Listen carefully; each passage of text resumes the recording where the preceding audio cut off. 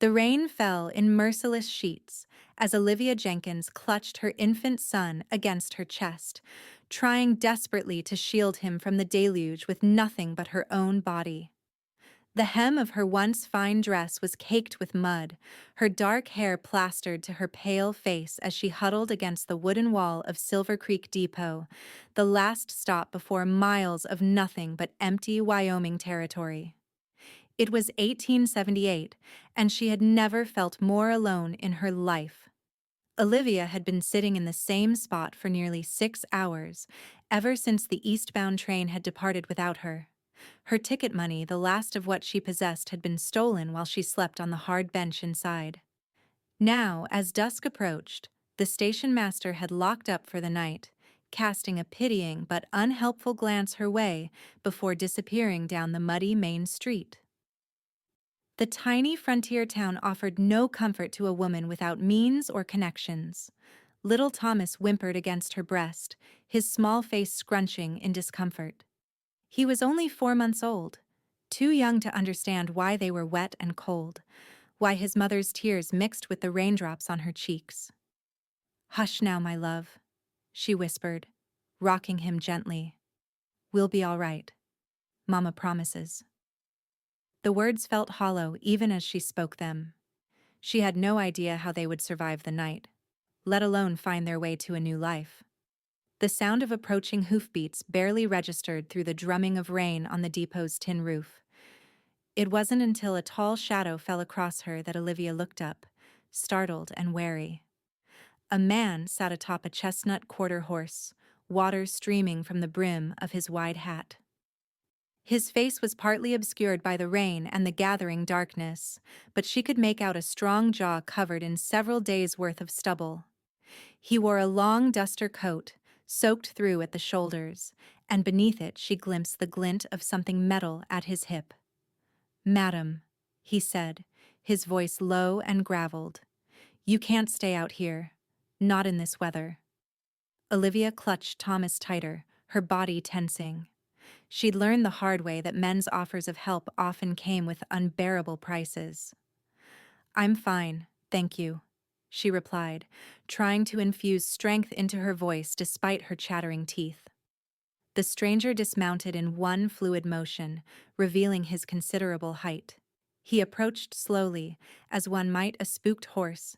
As he drew closer, the light from the depot's single exterior lamp revealed features that were weathered but not unkind, deep-set eyes the color of whiskey, lines at their corners that spoke of squinting into harsh sun.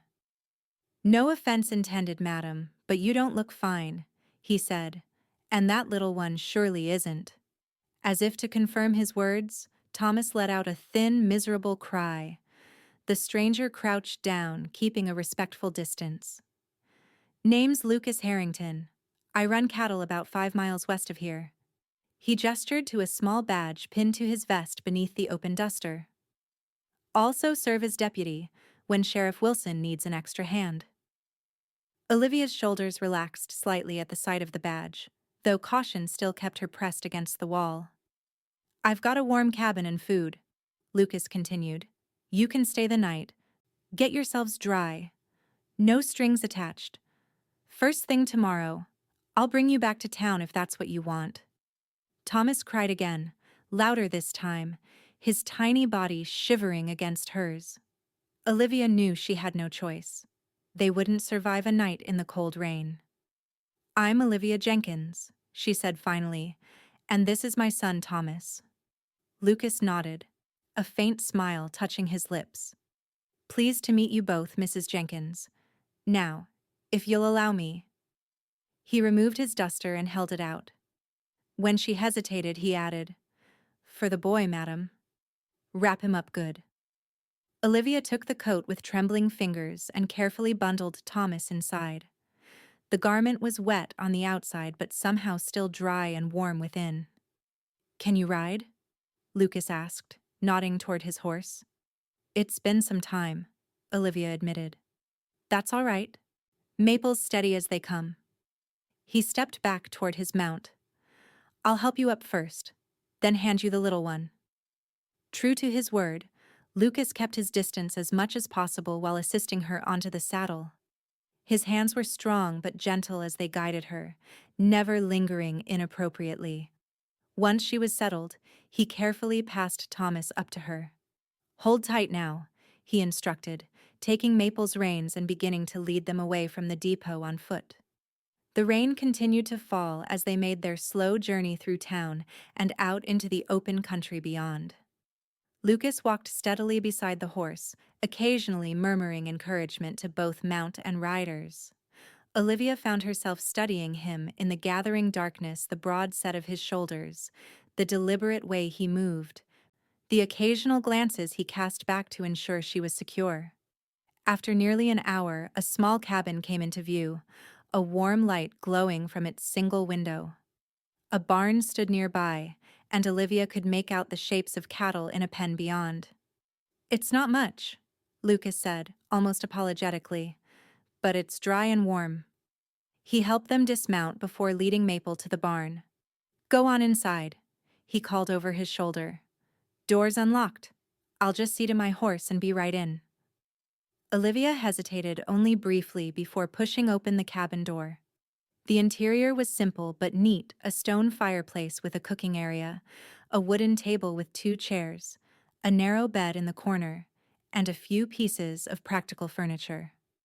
A fire crackled in the hearth, casting the single room in a golden glow. Relief flooded through her as the warmth enveloped them. Thomas had stopped crying, his eyes wide as they took in the new surroundings. By the time Lucas entered, stomping mud from his boots at the threshold, Olivia had positioned herself near the fire, still cradling Thomas protectively. "There are some dry clothes you can use," Lucas said, pointing to a trunk at the foot of the bed. "They belonged to my sister when she stayed with me last year. Might be big on you, but they're clean." He moved to a cupboard and began pulling out ingredients. "I'll fix us something to eat. You can change behind that screen in the corner if you'd like some privacy." Olivia studied him for a long moment, searching for any sign of deception or threat in his manner, but found none. "Thank you, Mr. Harrington." "Lucas is fine," he replied, not looking up from his task of slicing salt pork. "And you're welcome." Behind the modest wooden screen, Olivia quickly changed into the offered clothing, a simple cotton dress that indeed hung loosely on her frame. She used a soft cloth she found to gently dry Thomas and wrap him in a clean blanket from the trunk. When she emerged, Lucas had a pot of beans and salt pork simmering over the fire. The rich aroma made her stomach growl audibly, reminding her that she hadn't eaten since early morning. "Should be ready soon," Lucas said, glancing up. He'd removed his wet hat and coat, revealing thick brown hair that curled slightly at the ends. Without the bulky outer garments, his frame was lean but strong, the kind of body built from daily physical labor rather than deliberate exercise. "I hope you don't mind me asking," he continued cautiously, "but how did you come to be at the depot alone with your little one?" Olivia sat in one of the wooden chairs, adjusting Thomas in her arms. The question was reasonable, but it opened doors to memories she'd rather keep shut. Still, this man had shown her kindness, and she owed him some explanation. "My husband died," she began softly. "6 months ago, in Denver. Consumption took him quickly." Lucas nodded solemnly, his eyes reflecting genuine sympathy. "I'm sorry for your loss.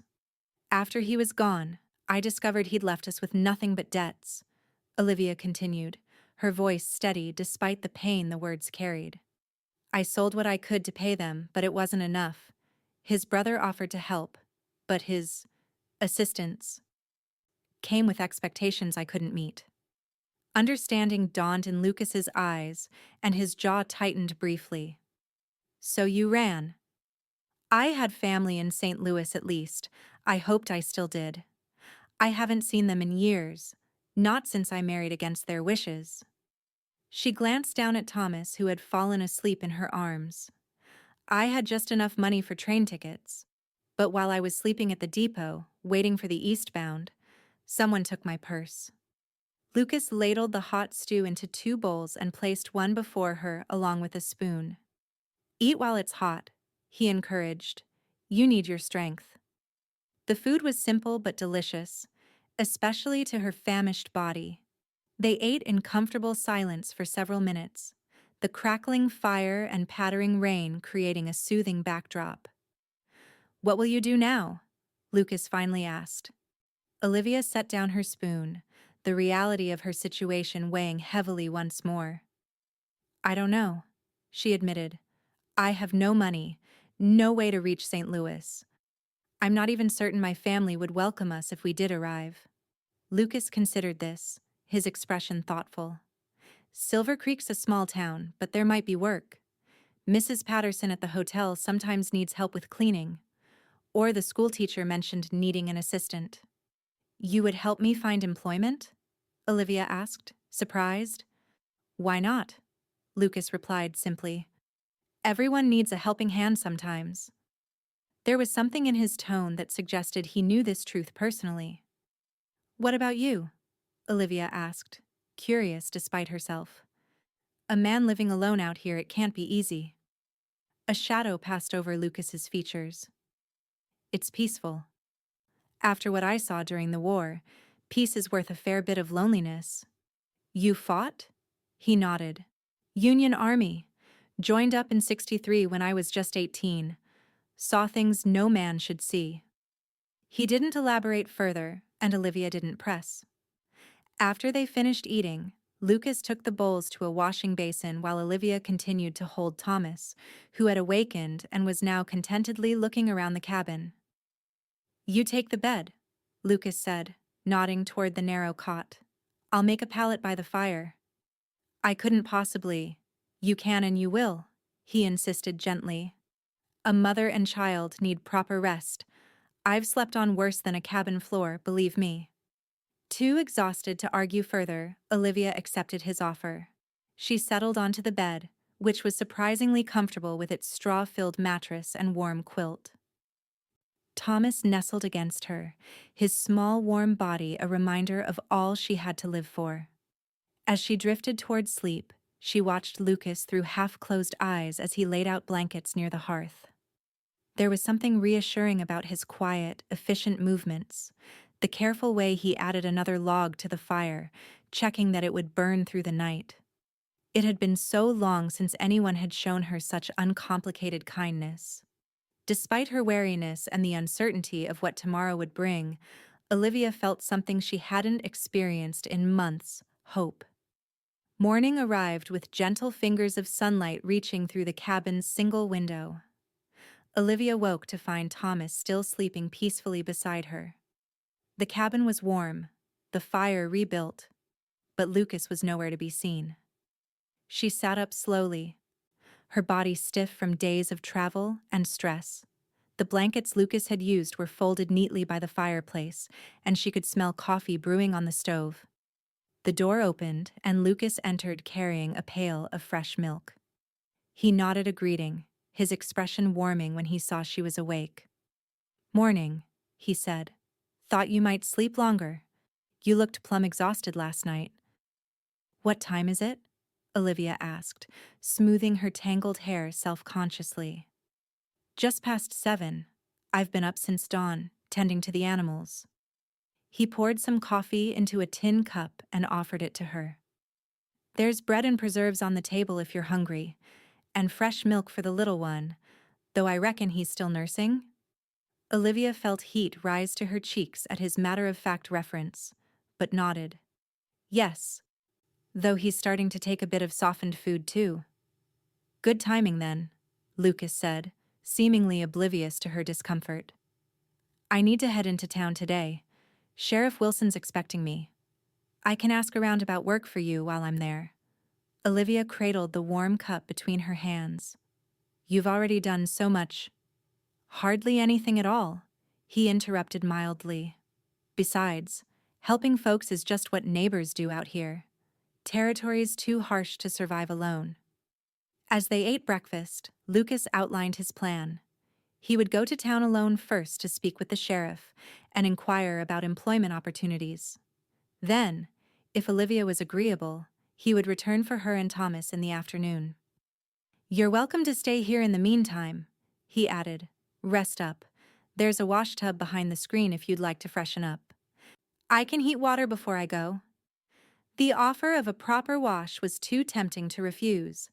After Lucas had heated several buckets of water and discreetly left them by the screen, Olivia enjoyed her first real bath in weeks. The warm water soothed her tired muscles, and she used the simple lye soap to clean both herself and Thomas, who giggled and splashed in delight. By the time Lucas returned mid-afternoon, Olivia felt transformed.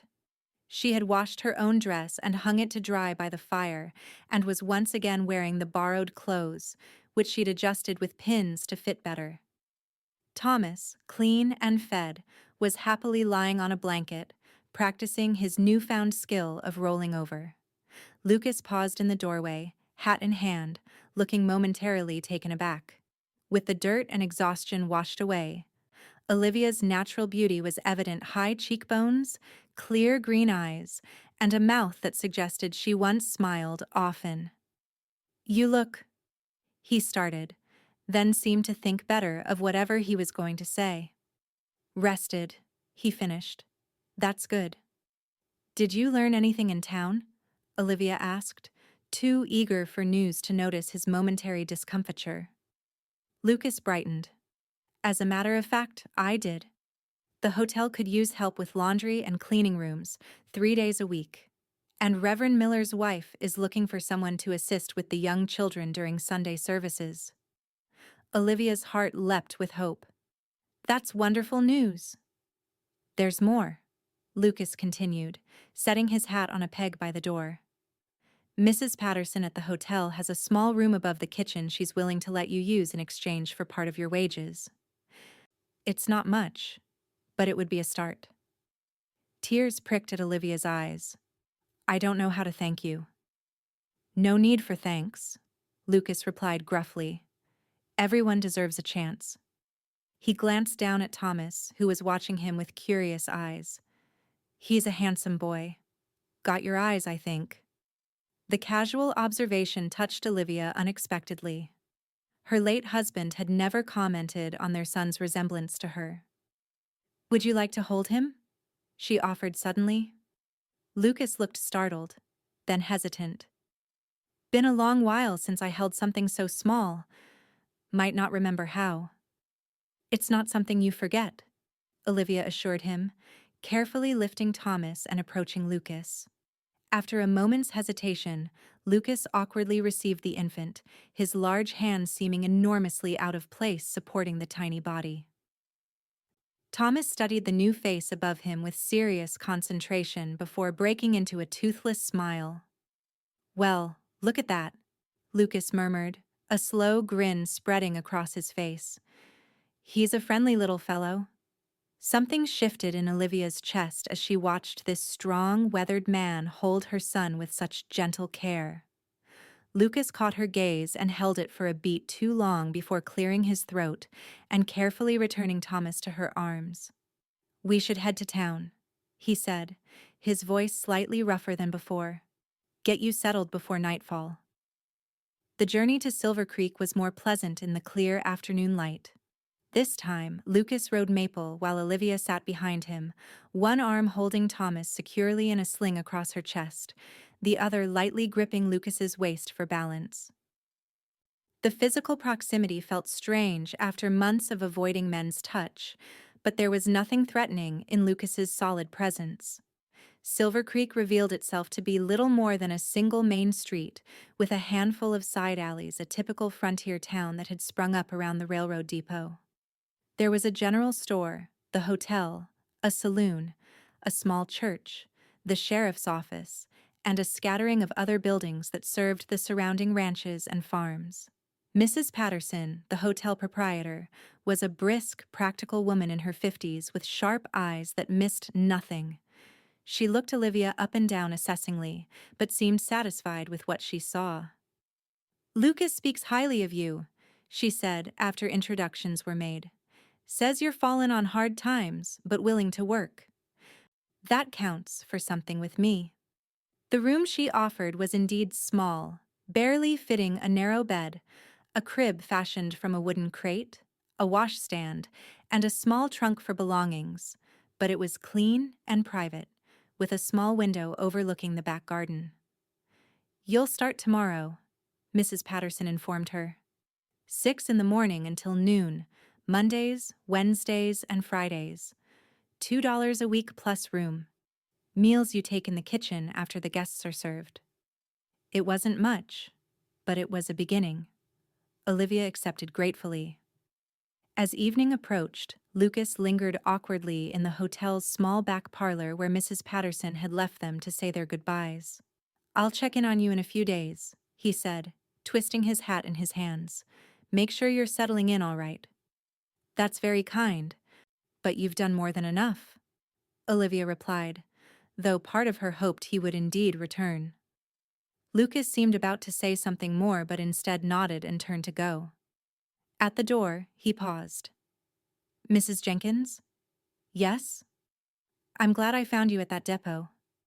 Before she could respond, he was gone, the sound of his boots on the wooden steps fading as he descended to the street below. Olivia's first weeks in Silvercreek passed in a blur of hard work and gradual adjustment.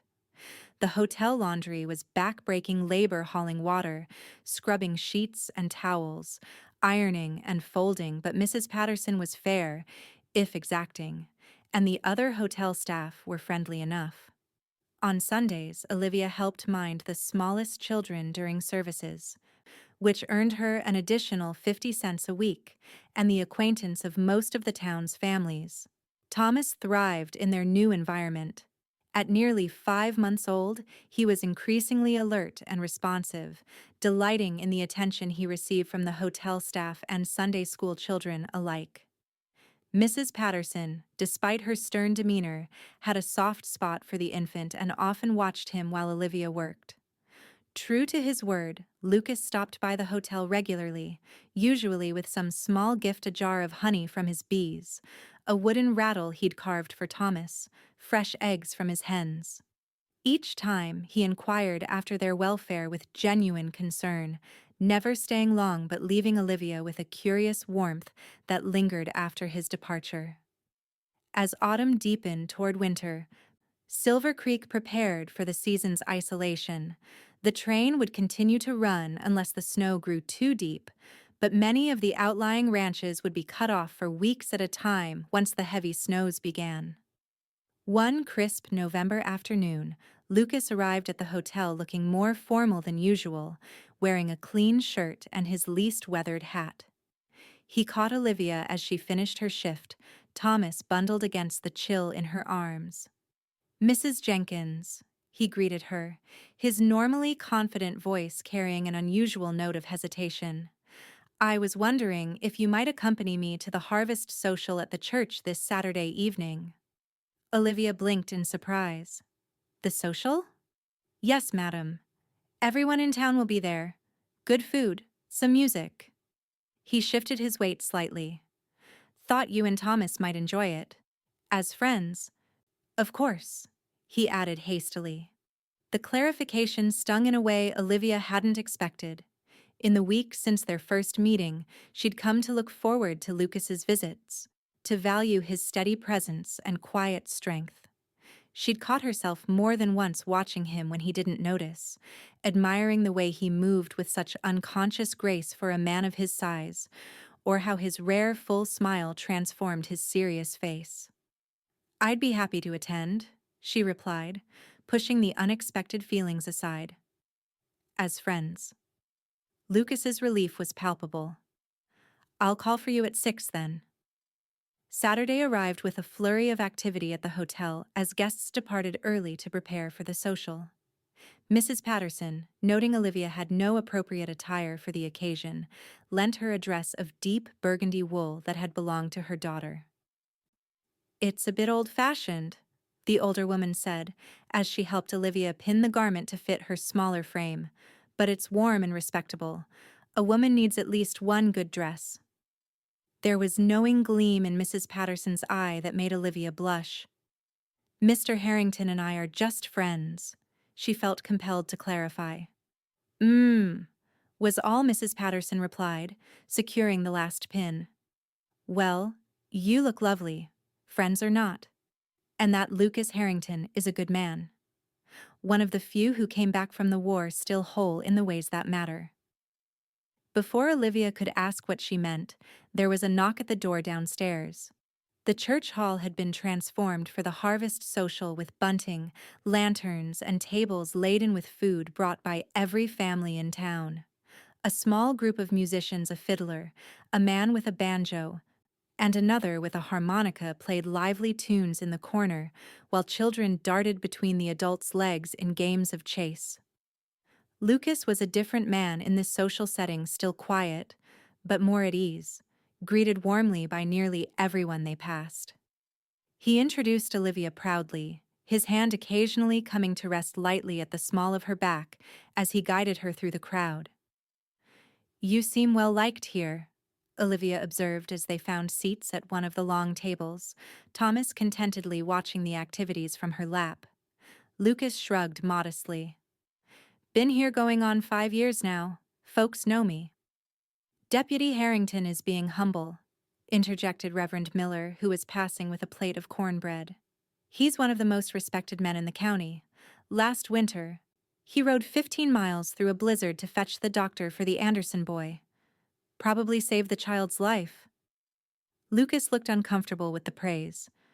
Anyone would have done the same. "But they didn't. You did," the Reverend said simply before moving on. Olivia studied Lucas with new eyes. "You never mentioned that." "Nothing to mention," he muttered, reaching for a cup of cider to avoid her gaze. As the evening progressed, several women approached Olivia, welcoming her to the community and expressing admiration for how quickly she'd established herself in Silvercreek. She realized that in just a few short weeks, she'd begun to form connections here.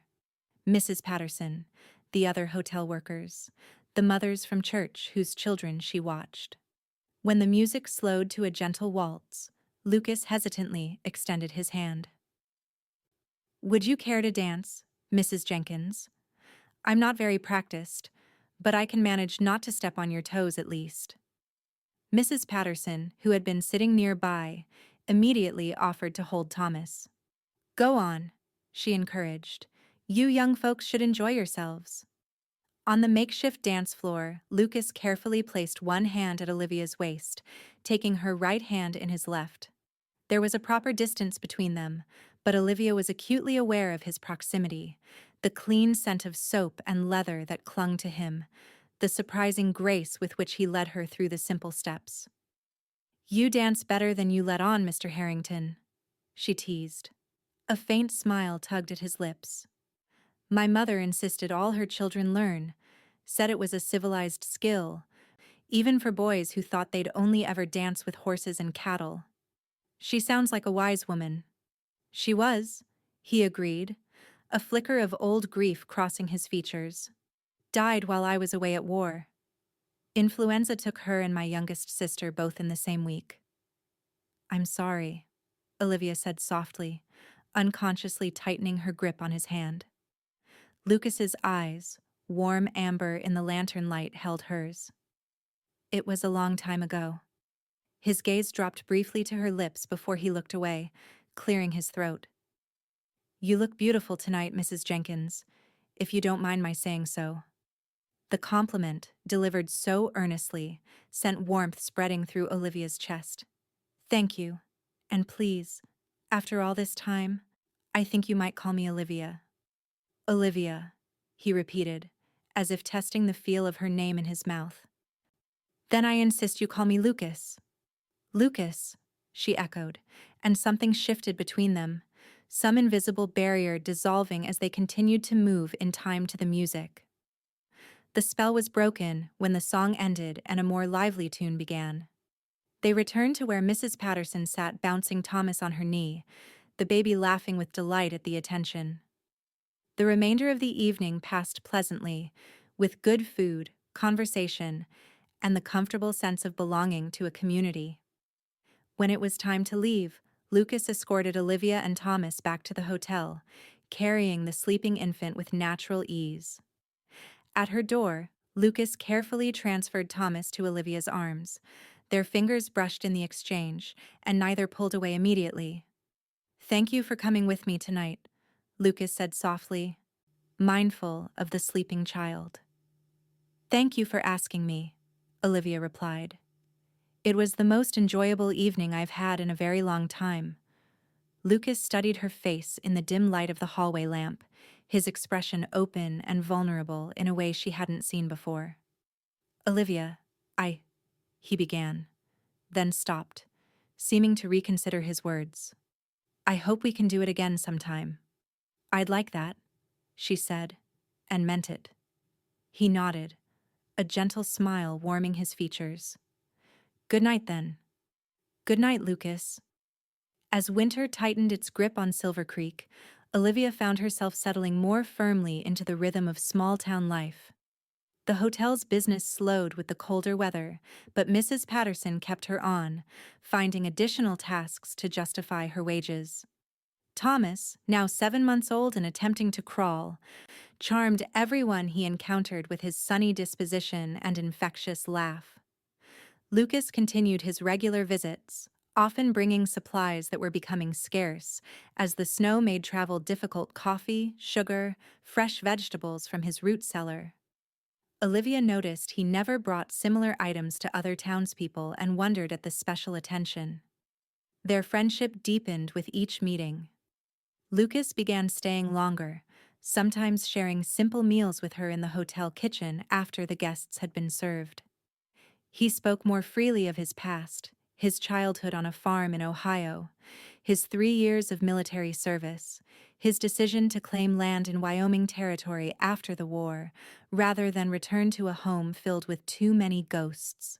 In turn, Olivia shared her own story, her upbringing in a prosperous St. Louis merchant family, her whirlwind courtship with Henry Jenkins, a charming salesman who'd swept her off her feet with grand promises, and the gradual disillusionment as she discovered his gambling debts and drinking habits.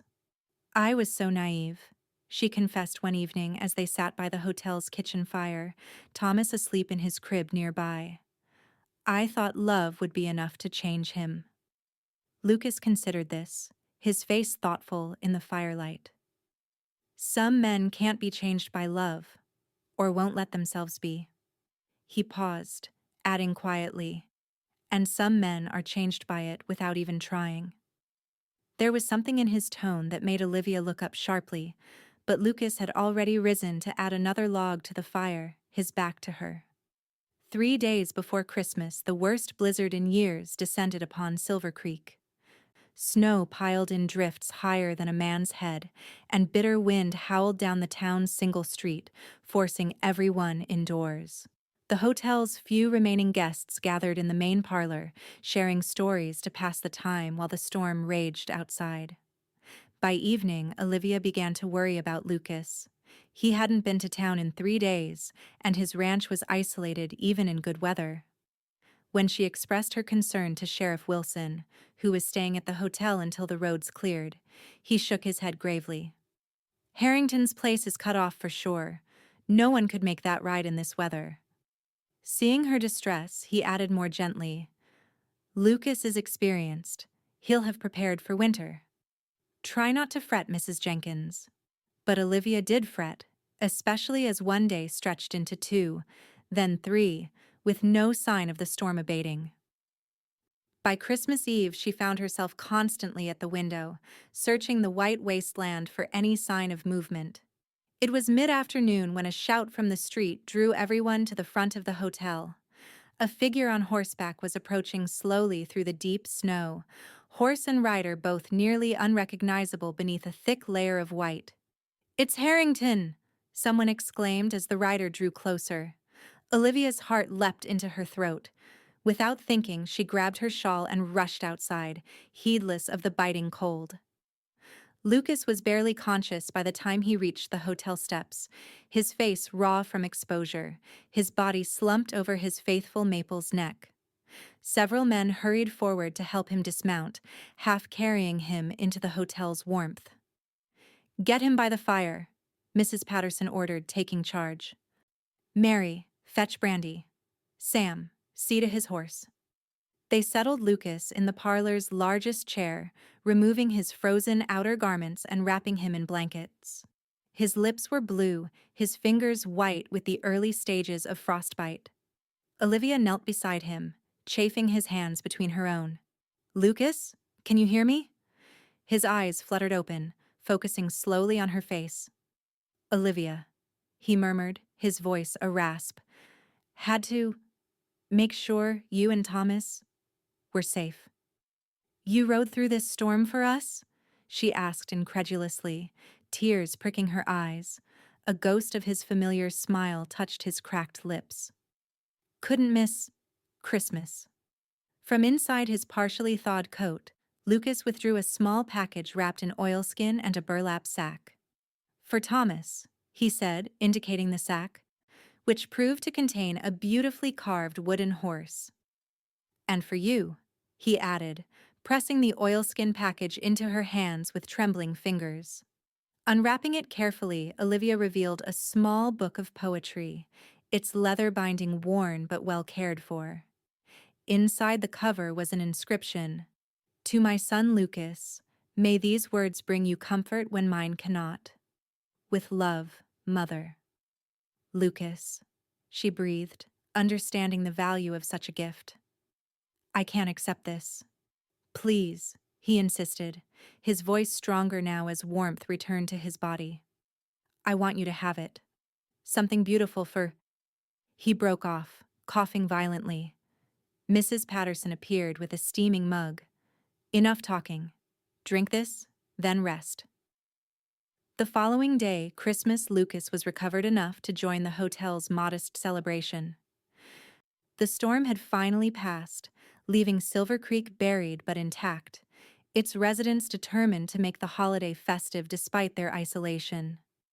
Mrs. Patterson had prepared a special dinner for her guests and staff, supplemented by contributions from townspeople who could reach the hotel.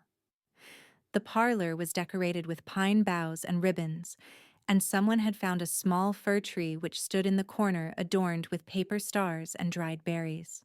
Lucas, though still pale and moving stiffly, seemed transformed by the near disaster. Gone was his usual reserve. Instead, he laughed easily, joined in carols, and kept finding excuses to be near Olivia and Thomas throughout the day. As evening fell and people began dispersing to their rooms, Lucas drew Olivia aside in a quiet corner of the parlor. I need to tell you something, he said, his expression serious once more. Yesterday, when I thought I might not make it to town, there were things I wished I'd said to you. Olivia's pulse quickened. What things? Lucas took a deep breath.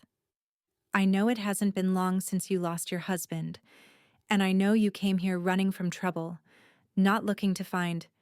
He gestured vaguely between them. Whatever this is. But Olivia, I think I've been falling in love with you since I found you sitting in the rain at that depot. The confession hung in the air between them, honest and unadorned. Olivia felt as though something inside her chest was unfurling, a tight bud finally opening to the sun. I've been afraid, she admitted softly. Afraid to trust again, to hope again. My marriage was... It wasn't what I thought love should be. Lucas nodded, his eyes never leaving hers. I understand. And I'll wait, as long as you need. I just couldn't go another day without you knowing how I feel. Olivia reached up to touch his face, her fingers tracing the strong line of his jaw. You don't have to wait, Lucas. I think I've been falling in love with you too. The kiss that followed was gentle, tentative at first, then deepening as both gave themselves over to feelings too strong to deny any longer. When they finally parted, Lucas rested his forehead against hers, his eyes closed as if memorizing the moment. I never expected to find this again, he murmured.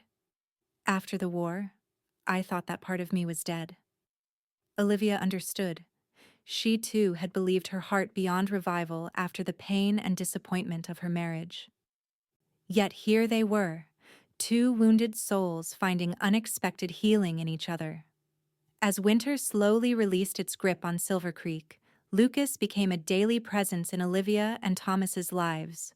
He moved some of his cattle to pastures closer to town, allowing him to split his time between his ranch and the growing settlement. With the sheriff's approval, he took on more deputy work, which further justified his extended stays in Silver Creek. Thomas, now nearly 10 months old and pulling himself up on furniture, developed a powerful attachment to Lucas. The child would light up whenever the tall rancher appeared, reaching to be lifted into those strong arms that handled him with such careful affection. "He thinks you hang the moon and stars," Olivia remarked one April evening as they walked along the newly cleared main street. Thomas babbling happily from his perch on Lucas's shoulders. Lucas grinned, reaching up to steady the boy. "Smart kid, takes after his mother." The casual compliment warmed Olivia as thoroughly as the spring sunshine. Over the past months, Lucas had shown her what love could be: respectful, supportive, kind. He consulted her opinion on matters large and small, took genuine interest in her thoughts and feelings, and never made her feel less for being a woman or a mother. It was a stark contrast to her marriage to Henry, who had alternated between treating her as an ornament to be displayed and a burden to be tolerated. Lucas treated her as a partner, an equal despite their different strengths and roles. As May brought the first wildflowers to the Wyoming plains, Lucas approached Olivia with unusual solemnity after Sunday services. "Would you and Thomas join me for a picnic this afternoon?" he asked. "There's a nice spot by the creek just outside town. The weather's fair." Olivia agreed readily. They set out shortly after noon, Lucas leading Maple with their supplies, while Olivia walked beside him, Thomas secure in her arms. The creek bank was indeed lovely, with fresh grass and early blooms creating a natural garden beneath a stand of cottonwoods. Lucas spread a blanket and unpacked a simple but thoughtful meal: cold chicken, biscuits, early strawberries from Mrs. Patterson's garden, and a small jar of honey from his own hives. Thomas was delighted by a family of ducks paddling nearby, pointing and making enthusiastic sounds that might someday become words. After they'd eaten, Lucas grew quiet, his expression suggesting he was working himself up to something important. Finally, he reached into his pocket and withdrew a small object, keeping it concealed in his closed fist. "Olivia," he began, his voice steady despite the nervous tension in his shoulders. "I've been thinking about what you said once, about how you came west with nothing but hopes for a better life." She nodded, remembering their many conversations over the long winter. "I came west for similar reasons," he continued, "hoping to find peace, maybe purpose. I found those things, building my ranch, serving as deputy. But I didn't find happiness, not real, complete happiness, until I found you and Thomas that rainy day." Lucas shifted to one knee, opening his hand to reveal a simple gold ring. "I know we haven't known each other that long, and I know you've had reasons to be wary of marriage. But I love you, Olivia Jenkins. I love your strength, your kindness, your determination. And I love that boy of yours like he was my own flesh and blood." Tears welled in Olivia's eyes as Lucas took her hand gently in his. "I can promise you this," he said, his amber eyes solemn and sincere. "I will spend every day of my life trying to be worthy of you both. I'll work hard to provide. I'll listen when you speak. I'll respect your thoughts and wishes. I'll love Thomas as my son and help him grow into a good man." He paused, drawing a breath. "If you'll have me, I want to be your husband, his father, and spend whatever years God grants us building a life together." Thomas, sensing the emotional significance of the moment, crawled from the blanket to pat Lucas's arm with a serious expression, as if adding his own endorsement to the proposal. Olivia laughed through her tears at the child's perfect timing. "I think he's saying yes," she said, her voice wavering with emotion. "And so am I." Relief and joy transformed Lucas's face as he slipped the ring onto her finger. It fit perfectly, a simple band that symbolized not ownership, but partnership. "It was my grandmother's," he explained as Olivia admired it. "My father gave it to me before I left for the war, said I should save it for when I found the right woman." His voice roughened.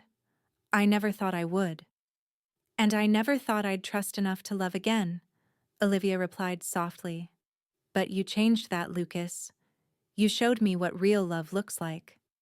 Their kiss was both tender and passionate, a promise of the life they would build together. Thomas, not to be left out, threw himself against their legs, demanding to be included in the embrace. Laughing, Lucas scooped him up, and for a moment they stood as a family, complete in each other's arms. They were married 2 weeks later in Silvercreek's small church, with the entire town in attendance. Reverend Miller officiated, visibly pleased to be joining two people he had come to admire. Mrs. Patterson had helped Olivia fashion a new dress for the occasion, pale blue calico with white lace at the collar and cuffs. Lucas wore his best suit, with a new shirt and string tie purchased specially for the day.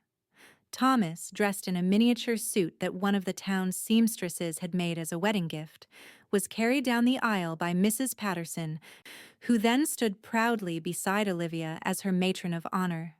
Sheriff Wilson served as Lucas's best man, beaming with approval throughout the ceremony. "By the power vested in me," Reverend Miller concluded, "I now pronounce you husband and wife. Lucas, you may kiss your bride."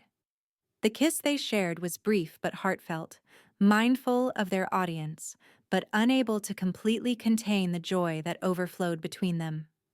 The congregation erupted in cheers and applause as Lucas lifted Thomas into his arms, completing the family circle. The wedding celebration that followed at the hotel was the most festive event Silvercreek had seen in years. Everyone brought food to share, the musicians played their liveliest tunes, and dancing continued well into the night. Lucas and Olivia moved among their friends and neighbors, accepting congratulations and well wishes with gracious happiness.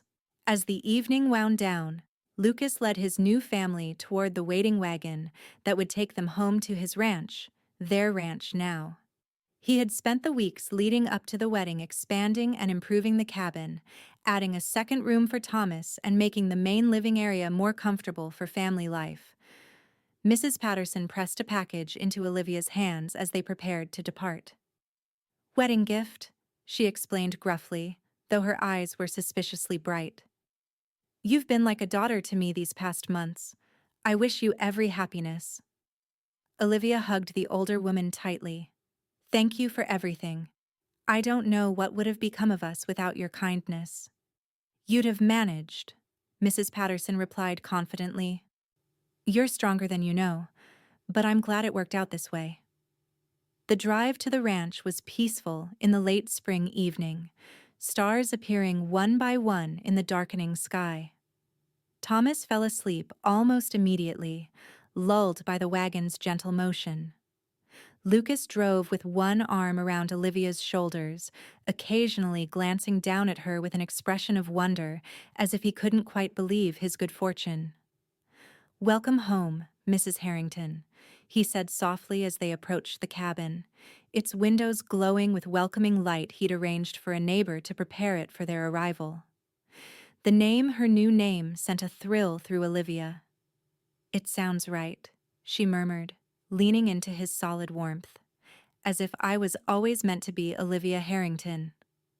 Later, after Thomas had been settled in his new room and they were finally alone, Lucas took Olivia in his arms with reverent tenderness. "I've imagined this moment 1,000 times," he confessed, his voice low and intimate in the cabin's soft lamplight. "Having you here, as my wife, in our home." Olivia twined her arms around his neck, standing on tiptoe to bring her face closer to his. "Show me," she whispered against his lips. In the years that followed, Lucas and Olivia built a life rich with love and purpose, gradually expanding their ranch into one of the most prosperous in the territory. Thomas grew into a strong, kind-hearted boy who idolized his adoptive father, following Lucas everywhere and absorbing his values of hard work, honesty, and compassion. When Thomas was 3, he gained a sister, Elizabeth Rose Harrington, born on a clear autumn morning with her father's amber eyes and her mother's determined spirit. 2 years later, a brother joined the family, Samuel Lucas Harrington, with a shock of dark hair and a laugh that could charm birds from trees. Through the inevitable hardships of frontier life, drought years, harsh winters, occasional illness, Lucas and Olivia faced each challenge together, their bond only strengthening with time. They became pillars of the Silvercreek community, with Lucas eventually serving as sheriff after Wilson retired, and Olivia establishing a small school for the growing number of children in the area. On the 10th anniversary of their wedding, Lucas surprised Olivia with a gift, the deed to the Silvercreek Depot and surrounding land, which he had purchased when the railroad relocated their main stop to a larger town 20 miles east. "What on earth are we going to do with an old train depot?" Olivia asked, bemused by the unusual present. Lucas smiled, that same warm smile that still made her heart skip after all their years together. "I thought we might turn it into a proper school building. The town's growing, and that room above the general store is getting too crowded for all your students." Olivia's eyes filled with tears as she understood the significance of the gift. "The depot, where you found me. The place where our life together began," Lucas corrected gently, drawing her into his arms. "Seems fitting it should help other lives begin too, in a way." That night, after the children were asleep, they sat on the porch of their expanded home, watching the stars emerge above the land they'd worked together for a decade. "Do you ever think about that day?" Olivia asked, her head resting comfortably on Lucas's shoulder. "How different our lives might have been if you hadn't ridden past the depot just then?" Lucas was silent for a long moment, his fingers absently stroking her arm. "I wasn't passing by chance," he finally admitted. "Sheriff Wilson mentioned a woman with a baby sitting outside the depot all day. Said she looked like she might need help, but he was busy with a situation at the saloon." Olivia sat up, surprised. "You never told me that." "Wasn't sure how you'd feel about it." Lucas shrugged. "Thought you might not like knowing I sought you out deliberately." "But why did you? You didn't know me." "No," Lucas agreed. "But I knew what it was like to be alone with nowhere to go. After the war, before I came west, I was lost for a while. If someone hadn't extended a hand to me then, I don't know where I'd have ended up." His eyes, still as warm and honest as the day she'd met him, held hers. "I guess I was just passing along the kindness that saved me." Olivia leaned forward to kiss him softly. "Your kindness saved us too, and brought us more happiness than I ever thought possible." As they sat in companionable silence, watching fireflies begin their evening dance over the fields, Olivia reflected on the journey that had brought them here. From a rain-soaked depot platform with nothing but her child and desperate prayers, to this abundant life filled with love, purpose, and joy. Thomas, Elizabeth, and Samuel were growing strong and happy, secure in the knowledge they were deeply loved. The ranch prospered under their joint stewardship. The community around them flourished, with the old depot soon to become a place of learning and opportunity. And at the center of it all was the love between her and Lucas, a love born of compassion, built on respect, and sustained by unwavering commitment through all of life's storms and sunshine. "I love you, Lucas Harrington," she whispered, nestling back against his chest. "Thank you for finding us that day." His arms tightened around her, his lips brushing her temple. "Best thing I ever did," he murmured. "Finding you and Thomas was like finding my own heart again. Everything good in my life came from that moment." As night deepened around their home, Olivia silently thanked whatever fate or providence had guided Lucas to that depot on a rainy evening so long ago. From the depths of despair, she had found not just shelter or security, but a love that transformed everything it touched, a love that had given a frightened woman and her infant son not just a home, but a future filled with possibility. Outside their window, Wyoming's vast sky sparkled with endless stars, witnessing the quiet miracle of two people who had found in each other not just love, but healing, purpose, and the courage to build a life neither had dared to imagine before that fateful rainy day at Silvercreek Depot.